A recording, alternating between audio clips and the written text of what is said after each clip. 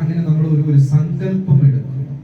ഇപ്പൊ ഒരു വൈദ്യന്റെ അടുത്ത് 2 രോഗികൾ പോകും, 2 വൈദ്യന്മാർ വ്യത്യസ്തമായി.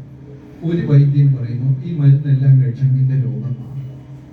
ഇനിയൊരു വൈദ്യൻ പറയണം രാവിലെ പ്രഭാത ഭക്ഷണത്തിന് മുമ്പേ ഒന്ന്, ഉച്ചയ്ക്ക് ഒന്ന്, വൈകുന്നേരം ഒന്ന്, അങ്ങനെ 5 ദിവസം കഴിഞ്ഞാൽ നിന്റെ രോഗം മാറും.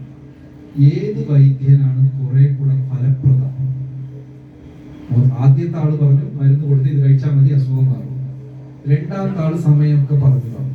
ആരാണ് ഫലപ്രദമായ വൈദ്യൻ?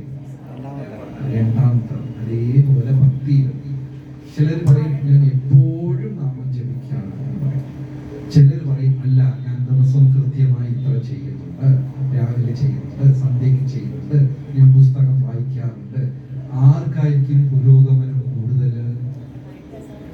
കൃത്യനിഷ്ഠതയോടെ ചെയ്യാം. അതുകൊണ്ടാണ് നമ്മളിവിടെ ആദ്യം ഒരു മാലയുടെ സങ്കല്പം. ഞാൻ ജീവിതം മുഴുവനും മുടങ്ങാതെ ഒരു മാല ജപിച്ചു കൊള്ളാം. അതാണ് ശ്രദ്ധവാൻ എന്ന് പറയുന്നത്. രണ്ടാമത്തെ പടിയാണ് കൃഷ്ണ സാധക. ഞാൻ ദിവസവും മുടങ്ങാതെ എത്ര മാല ജപിക്കാം? 4 മാല. 4 മാല ജപിക്കണമെങ്കിൽ അരമണിക്കൂർ സമയമെടുക്കും.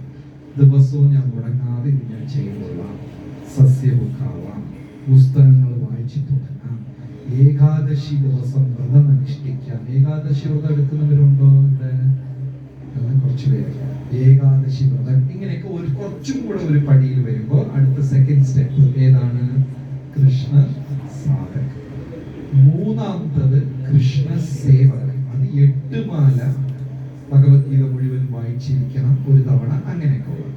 അങ്ങനെ 4 സ്റ്റെപ്പ് ഉണ്ട്. നാലാമത്തത് 16 മാല ഡെയിലി 2 മണിക്കൂർ നമ്മൾ ജപം ചെയ്യും.